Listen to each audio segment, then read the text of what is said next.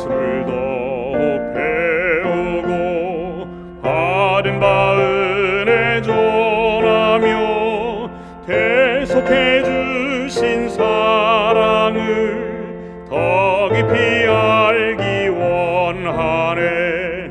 내 평생의 소원, 내 평생의 소원, 계속해 주신 사랑을 더 깊이 알기 원하네. 성령이 스승 되셔서 진리로 인도하시며 거룩한 뜻을 깨달아 예수를 알게 하소서. 내 평생의 소원, 내 평생의 소원, 계속해 주신 사랑을 더 깊이 알기 원하네. 성령의 감화 받아서 하나님 말씀 들으니 절절히 주의 음성이 내 맘에 교훈되도다.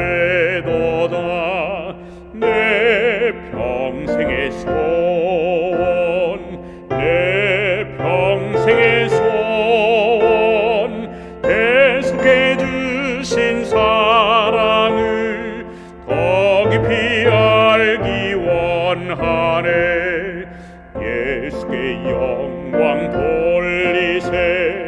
그 이름 거룩하도다. 평화의 왕이 오시는 그 나라 백성 되겠네. 내 평생의 소원, 내 평생의 소원, 계속해 주신 사랑을 더 깊이 알기 원하네.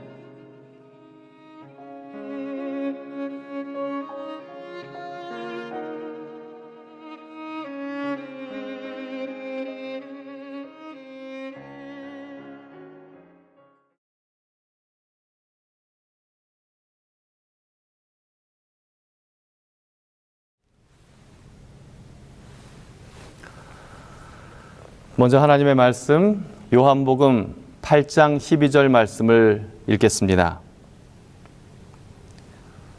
예수께서 또 일러 가라사대 나는 세상의 빛이니 나를 따르는 자는 어두움에 다니지 아니하고 생명의 빛을 얻으리라. 오늘은 예수님의 자기소개 두 번째 시간으로 세상의 빛 예수라는 제목으로 말씀을 드리겠습니다. 우리 주위에는 흔하기 때문에 그 소중함을 잘 느끼지 못하는 것들이 많이 있습니다. 그 중에 대표적인 것이 우리를 비춰주는 빛인데요. 아침이면 어김없이 거르지도 않고 동쪽에서 떠오르는 태양의 밝은 빛을 날마다 감사하면서 살아가는 사람은 그리 많지 않을 것입니다. 저에게 군 생활을 하면서 가장 힘든 훈련을 꼽으라면 혹한기 훈련을 꼽습니다. 가장 추운 1월 말쯤 야전에서 먹고 자고 하는 그런 훈련인데요. 그날따라 날씨가 평년보다 많이 추웠던 것으로 기억합니다. 하늘을 이불 삼아 그렇게 자는 잠이 오죽이나 했겠습니까? 새벽에 선잠을 깨서 이제 보초를 서려고 군화를 신으니까 얼어서 군화에 발이 들어가지 않는 것입니다. 겨우 복장을 착용하고 근무를 서는데 왜 그리 새벽이 긴지요? 그러다가 한참 후 동쪽 산 능선 위로 머리를 내미는 태양을 바라보았을 때 그때 느꼈던 햇빛의 소중함은 지금도 결코 잊을 수가 없습니다. 만일 빛이 없어진다면 세상은 어떻게 변할까요? 가장 먼저 답답한 것이 있다면 보지 못하는 답답함일 것입니다. 빛의 또 다른 중요한 기능은 우리가 아는 대로 광합성 작용을 하는 것인데요. 만일 빛이 없다면 식물은 자라지도 열매를 맺지도 못하게 되고 인간을 비롯한 모든 생물은 먹을 것이 없어 살 수가 없게 될 것입니다. 이렇듯 빛은 우리의 생존에 가장 기본적으로 필요한 요소인 것입니다. 그렇기 때문에 하나님께서 세상을 창조하시면서 가장 먼저 빛을 창조하신 것이죠. 또한 성경은 여러 곳에서 하나님 자신을 빛이라고 소개하고 있습니다. 그리고 오늘 성경 본문 요한복음 8장 12절에서는 예수님이 자기 자신을 세상에 비치는 생명의 빛이라고 소개하고 있는 것입니다. 이 말씀의 배경을 좀 살펴보면요. 예수님께서 이 말씀을 하신 때는 초막절이 끝나가는 그런 즈음이었고 요한복음 8장 20절에 성전 연복의 앞에서 말씀하셨다라고 하는 기록을 보면 아마도 여인의 뜰이라고 이름한 곳에서 예수님께서 이 말씀을 하신 것으로 보입니다. 이곳은 초막절이면 특별한 예식이 거행되는 그런 곳이었어요. 이 마당 가운데에는 높이가 20m 이상 되는 기둥 4개가 서 있었고요. 그 외에는 등이 있었다고 하는데요. 초막절 기간 내내 저녁 제사가 끝나서 날이 어두워지면 밝은 등불을 켜서 그 빛으로 온 예루살렘 성을 비추게 하는 일종의 빛의 예식이 있었다고 합니다. 기록에 의하면 조금 과장되었는지 모르겠지만요. 그 빛이 얼마나 밝은지 성 안에서는 어디서나 여인들이 그 빛을 의지하여 바느질을 할 정도였다고 합니다. 어두움을 비추는 그 등대의 빛은 이스라엘의 광야 생활 40년 동안 언제나 그들을 떠나지 않았던 구름 기둥과 불 기둥을 기념하는 것이었습니다. 40년의 어두운 광야 생활 동안 언제나 빛으로 인도하신 하나님의 사랑을 기억하는 예식이었고 특히 그 빛은 오실 메시아를 상징하는 것이기도 했습니다. 바로 이 빛의 예식이 거행되었던 바로 그곳에서 예수님께서는 자신을 나는 세상의 빛이라고 소개하고 있었던 것이죠. 그 말씀의 의미는 나는 과거에 너희 조상들을 인도한 하나님이며 현재와 또한 미래에도 변치 않고 내 백성을 인도할 너희 하나님이다 라고 말씀하시는 예식이었습니다. 오늘 우리는 나는 세상의 빛이라고 하신 주님의 선언이 우리에게 주는 두 가지 중요한 교훈을 생각해 보고자 합니다. 첫 번째 교훈은요. 하나님은 언제나 우리와 함께 하신다는 것입니다. 하나님께서 나타나실 때 보여지는 현상 중에 하나가 빛이라고 성경은 말합니다. 범죄한 아담과 하와를 버려두지 않으시고 에덴 동편에 화염검의 영광의 빛으로 친히 거하셨던 최초의 성소 이야기를 우리는 창세기 3장에서 읽어볼 수가 있습니다. 또한 광야의 긴 여정을 통하여 한순간도 떠나지 않았던 하나님의 임재는 구름 기둥과 불 기둥으로 나타났었는데요. 화이트보이는 시대의 소망 464페이지에서 이렇게 말하고 있습니다. 하나님의 빛이 낮에는 구름 기둥, 밤에는 불 기둥에 쌓여서 이스라엘 대군을 인도하였다고 말입니다. 비록 낮에는 구름으로 가리워졌지만 그것 역시 하나님이 함께 하시는 하나님의 임재의 빛이었다는 것이지요. 또한 당신의 백성들과 함께 거하시기 위하여 성소를 짓게 하시고 지성소 안에 쉐키나의 영광으로 거하셨던 하나님을 만날 수 있게 되는데요. 우리는 이런 하나님의 임재의 빛을 통하여 우리와 함께 하시기를 간절히 원하시는 우리 하나님의 마음을 볼 수가 있습니다.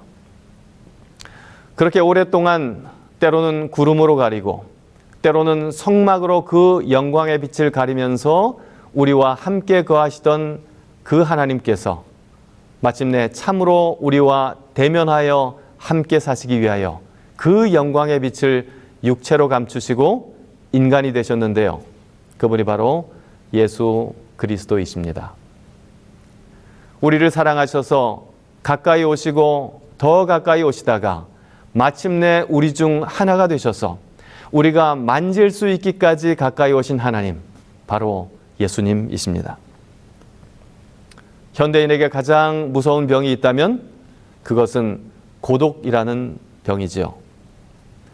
과거 농경사회에서는 그렇지 않았지만 현대 산업화된 사회에서는 많은 사람들이 함께는 일하지만 그들은 많은 경우 동료라기보다는 언제나 경쟁을 늦추지 말아야 하는 경쟁자로, 경쟁 상대로 살아갑니다. 상대방을 끌어내리지 못하면 내가 떨어져 버리는 사회. 그래서 내 옆에 사람은 많지만 우리는 외로운 것입니다. 앞집, 뒷집, 그리고 윗집, 아랫집이 함께 붙어 살기는 하지만 정작 마음을 함께 나눌 이웃은 그렇게 많지 않은 것입니다. 누군가가 군중 속의 고독이라고 말한 것처럼 현대를 살고 있는 우리는 외로움에 쫓기고 살고 있고 그 외로움은 우리의 삶에서 살아야 할 이유를, 삶의 희망을 빼앗아가고 있는 것입니다. 이런 우리에게 오늘 예수님은 내가 세상의 빛이라고 말씀을 하십니다. 내가 너와 함께 하겠다고 약속하십니다.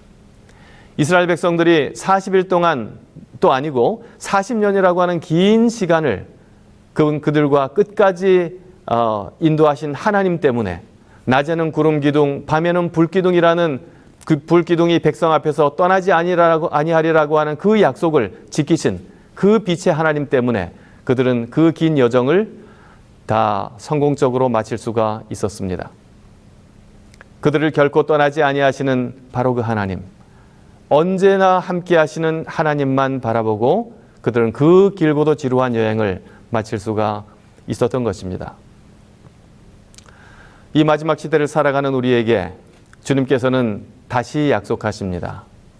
마태복음 28장 20절에 볼지어다 내가 세상 끝날까지 너희와 항상 함께 있으리라. 우리와 함께 하시는 빛 되시는 주님과 날마다 동행하는 여러분과 제가 되기를 간절히 바랍니다. 오늘 본문 말씀이 주는 두 번째 교훈은요. 하나님은 우리와 함께 하실 뿐만 아니라 우리가 가야 할 길을 인도하신다는 것입니다. 나침반이 만들어지기 전 항해하는 사람들은 주로 빛을 보고 방향을 알았습니다. 낮에는 해를 보고 밤에는 달과 별을 보고 뱃길을 찾아다녔죠. 날이 흐려서 그 빛을 볼 수 없을 때 배는 그 방향을 잃게 됩니다. 그러나 해변에 어느 정도 가까이 오면 등대에서 비추는 빛을 보고 그들은 무사히 항해를 마칠 수가 있었습니다. 망망대해에서의 빛은 배에게 가야 할 길을 인도하는 매우 중요한 역할을 했던 것입니다. 사막의 이스라엘 백성들에게 있어서 가장 큰 문제 중 하나는 아무리 가도 거기가 거기 같은 사막의 무변성이었을 것입니다. 마치 끝없는 바다를 항해하는 것처럼 그들의 사막 여행도 그와 같았습니다. 어디로 가야 할지 방향 감각을 잃어버리는 것이죠. 여기서 우리는 현대를 살아가고 있는 우리의 모습을 보는 것 같습니다. 매일 반복되는 생활, 뚜렷이 이루은 것 없이 막연히 달려만 가는 우리의 삶, 열심히 뛰기는 하지만 막상 내가 어디를 향해 뛰는지를 자신 있게 말할 수 없는 그러한 삶이 어쩌면 현대인의 삶인지 모르겠습니다. 그래서 열심히 뛰어는 보지만 한참 후에 확인해 보면 그저 같은 자리를 맴돌고 있었음을 알게 될 때 우리는 큰 공허감을 느끼게 되는 것입니다.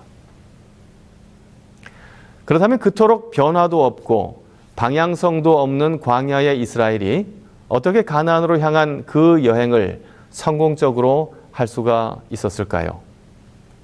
그 대답이 민수기 9장 17절에 기록되어 있습니다. 구름이 성막에서 떠오르는 때에는 이스라엘 자손이 곧 진행하였고 구름이 머무는 곳에 이스라엘 자손이 진을 쳤으니. 그들은 어디로 갈지, 언제 갈지를 고민하지 않았습니다. 그들은 자기가 편한 길로 가지도 않았습니다. 그들이 간 방향은 하나님의 임재의 빛이 그들을 이끄는 방향으로 따라가기만 했던 것입니다. 여러분, 이 시간 우리 주님의 십자가를 한번 생각해 보기를 원합니다.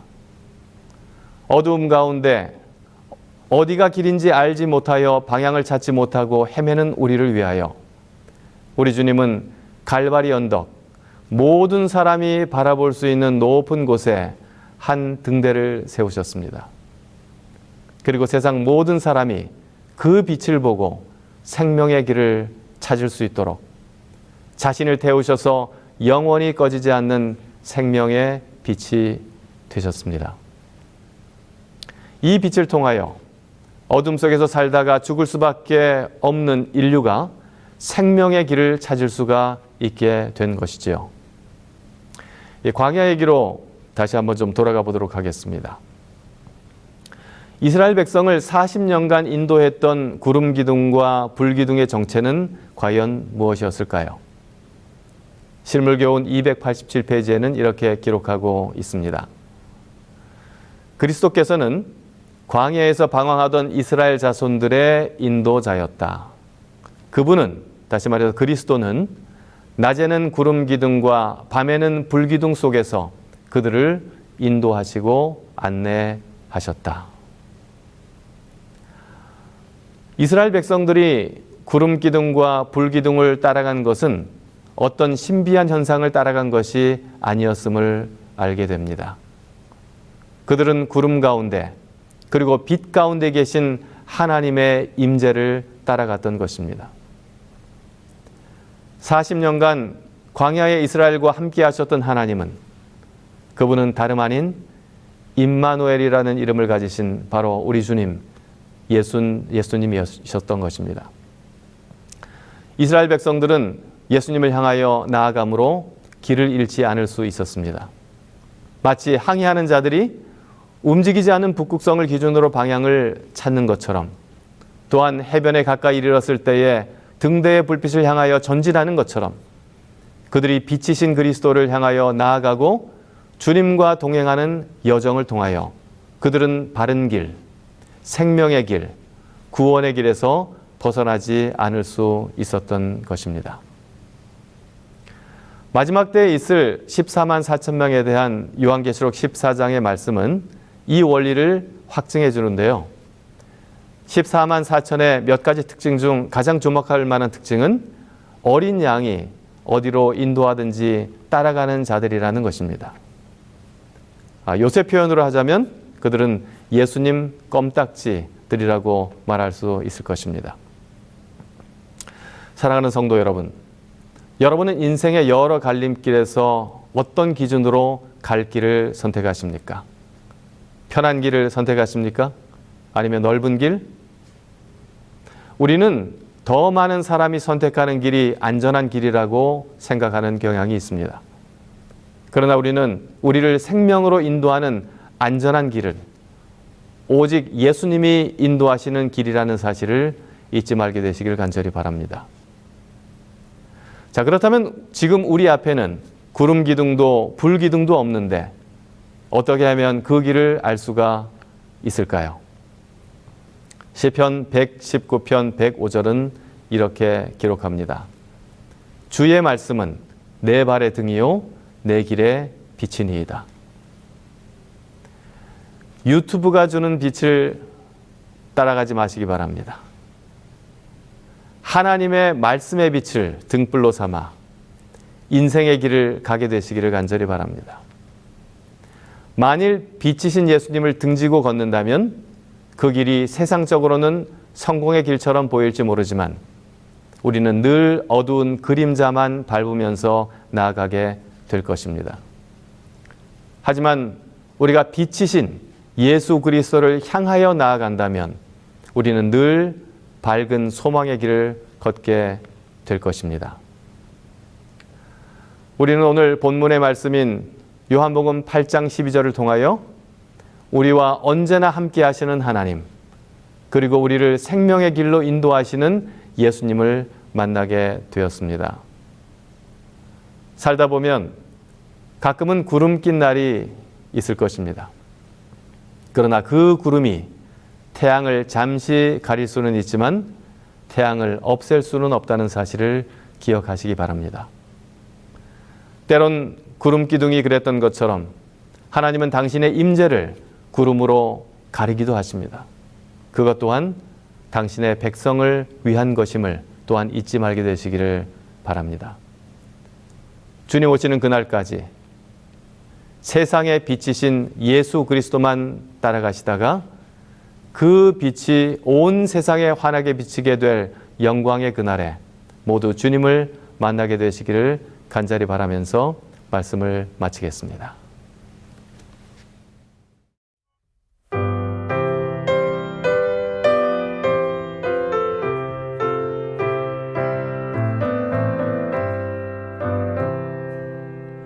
나 주의 인도 받으니 늘 기쁘고도 즐겁다.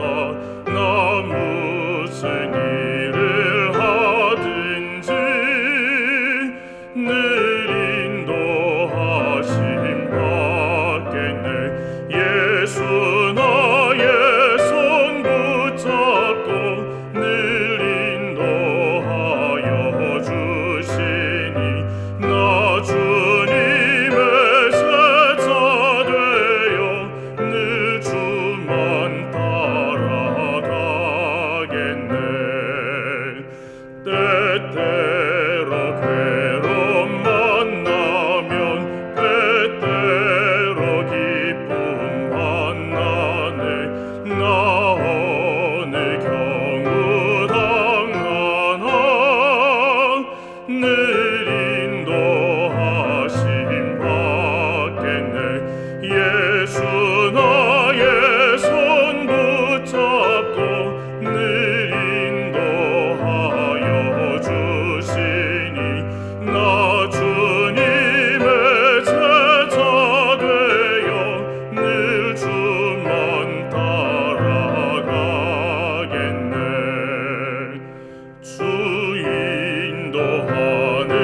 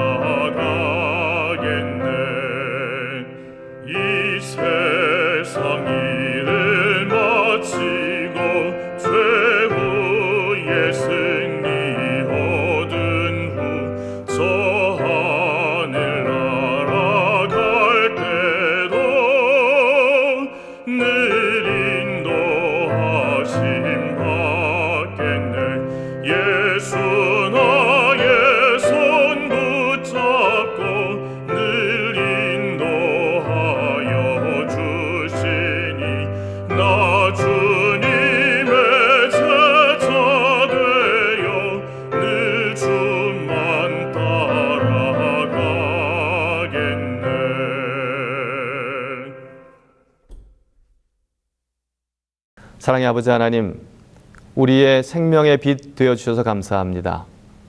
어두운 세상을 살아가는 우리에게 생명의 빛 되어주시고 인도자가 되어주셔서 바른 길, 생명의 길을 우리에게 알려주셔서 감사합니다.